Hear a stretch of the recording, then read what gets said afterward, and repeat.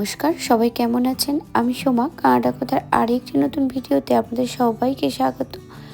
আমাদের টরন্টোর মিসিসাগা থেকে আজকে জার্নি শুরু হয়েছে আবার একটা নতুন জায়গার উদ্দেশ্যে, ব্লু মাউন্টেন। তবে আমি জানি না এই মাউন্টেনটা ব্লু বা কী, তবে আমরা একটা নতুন জায়গাতে যাচ্ছি, এটাই একটা আনন্দ।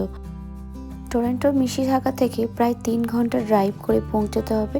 আর রাস্তার ধারে এই জায়গাগুলো দেখছেন, এইগুলো কিন্তু সব বিস্তৃত চাষের জমি। আর বলতে পারেন এইগুলো কানাডারই একটা ছোট ছোট গ্রাম। এই গ্রামের উপর দিয়ে আমরা যাচ্ছি। আর পাশে এগুলো দেখছেন, এগুলো কিন্তু ফার্ম হাউস।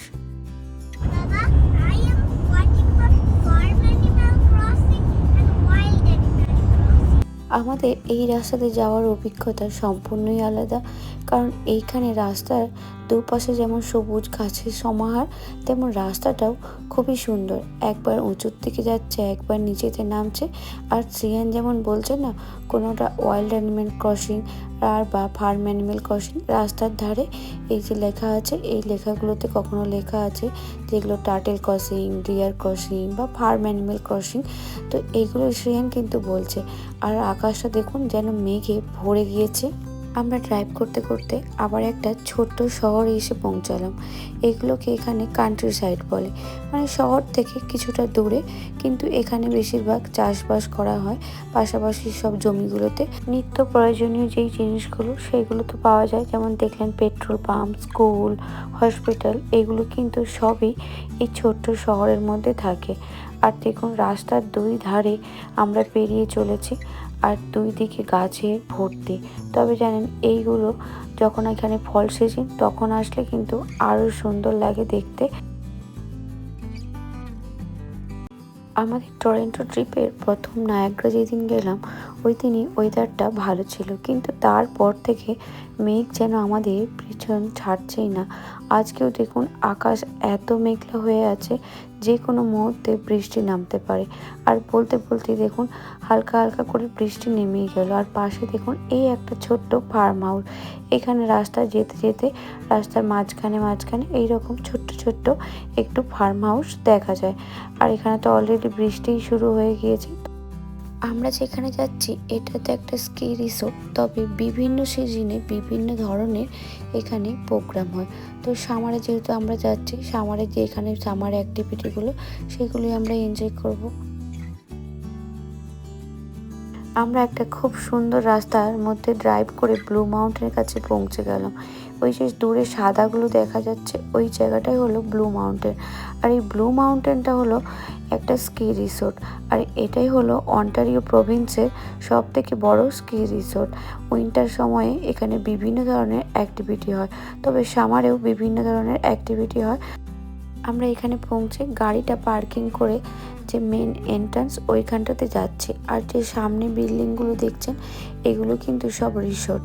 আর উইন্টার সময় এখানটাতে তো কি করা হয় বললাম, যে সামনে যে দেখা যাচ্ছে গ্রিন ফিল্ডটা, ওইগুলোই কিন্তু স্কি ফিল্ড। আর ওখানে বিভিন্ন ধরনের অ্যাক্টিভিটি তো হয়, তো আমরা ওখানটাতে যাচ্ছি। আর এই রিসোর্টগুলো দেখুন খুবই সুন্দর দেখতে একটা।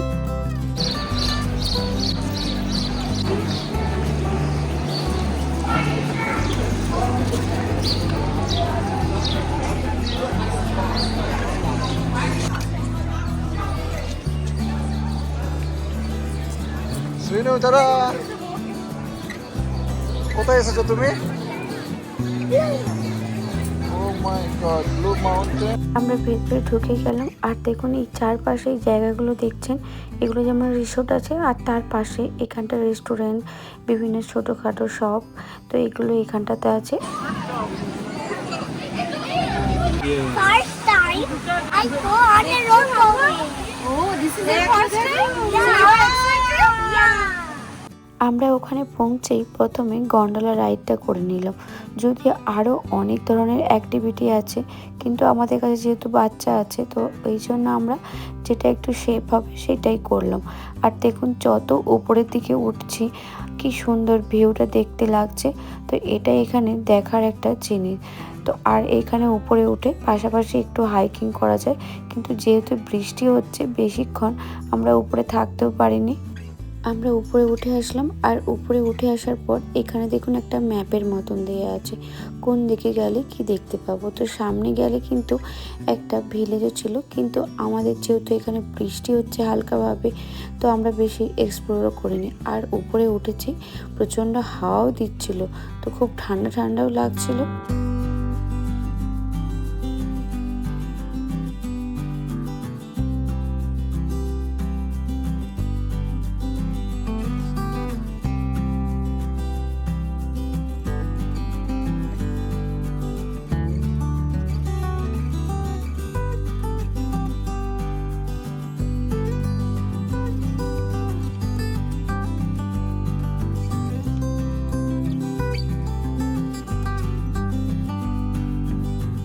পোস্টারটা যে দেখালাম, এই পোস্টারটাতেই লেখা আছে ব্লু মাউন্টেনটা কিভাবে কে এক্সপ্লোর করেছিল সেটাই ওখানে লেখা আছে। আর সামনে দেখছেন এটা কিন্তু বৃষ্টিতে জলরাশি, ব্লু কালার দেখতে লাগছে। তবে আজকে সূর্যের আলো নেই বলে একটু ফ্যাকাশে ফ্যাকাশে লাগছে, তবে যেই দিন যদি সূর্যের আলো থাকে দেখতে কিন্তু খুবই সুন্দর লাগবে এই ভিউটা। আর নিচের দিকে দেখছেন, ওই নিচে থেকে কিন্তু আমরা এই উপরে উঠে এসেছি।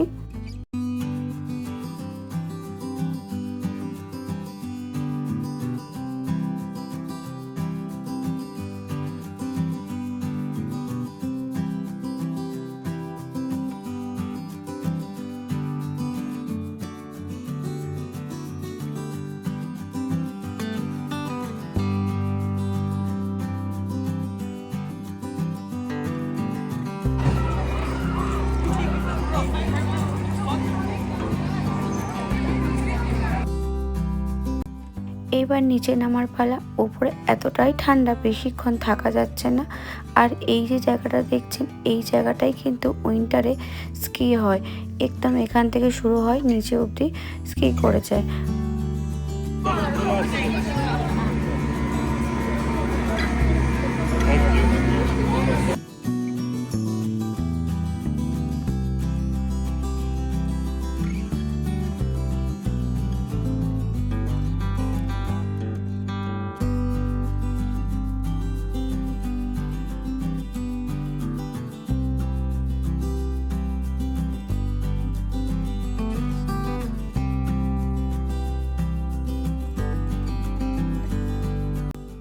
আমরা নিচে নামতে নামতে অলরেডি তখন আবার বৃষ্টি শুরু হয়ে গিয়েছে।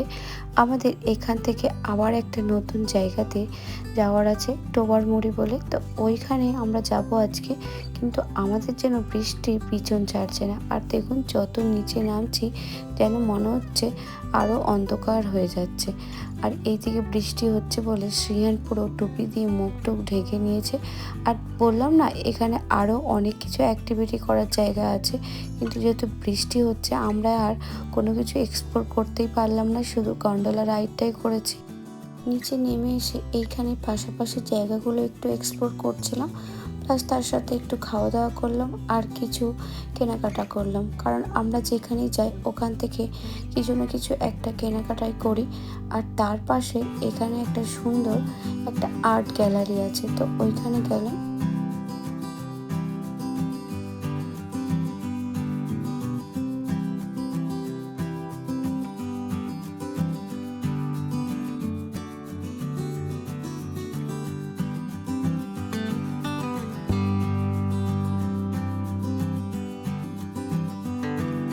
এই আর্ট গ্যালারির ভেতর খুবই সুন্দর সুন্দর ছবি ছিল, কিন্তু আমরা সেভাবে ভিডিও নিইনি, কারণ এখানে সব জায়গাতে ভিডিও করা যায় না। তো তাই বাইরে থেকেই যতটা পেরেছি একটু ভিডিও নিয়েছি। ভেতরে ঢুকে শুধু ছবিগুলো দেখলাম, সত্যি কি অপূর্ব সুন্দর ছবি ছিল ভেতরে।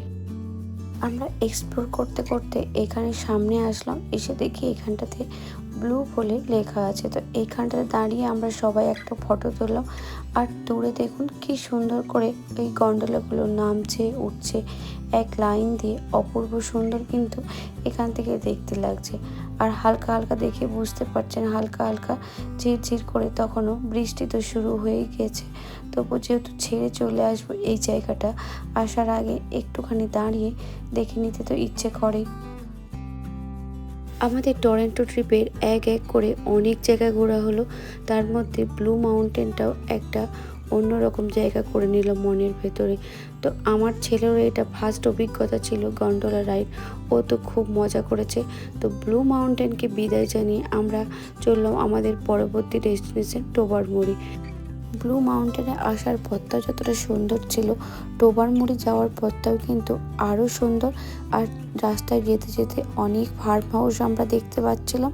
তো আপনাদেরকে পরবর্তী ভিডিওতে শেয়ার করব যে টোবারমুড়িতে কি আছে বা টোবারমুড়িতে আমরা কি কি দেখলাম, সেই ভিডিওই পরবর্তী ভিডিওতে শেয়ার করব। আজকের ভিডিওটি এখানে শেষ করলাম, সামনে আরও অনেক নতুন ভিডিও নিয়ে আসব। আজকের ভিডিওটি কেমন লাগলো লাইক কমেন্টে জানাবেন। সবাই ভালো থাকবেন, ধন্যবাদ।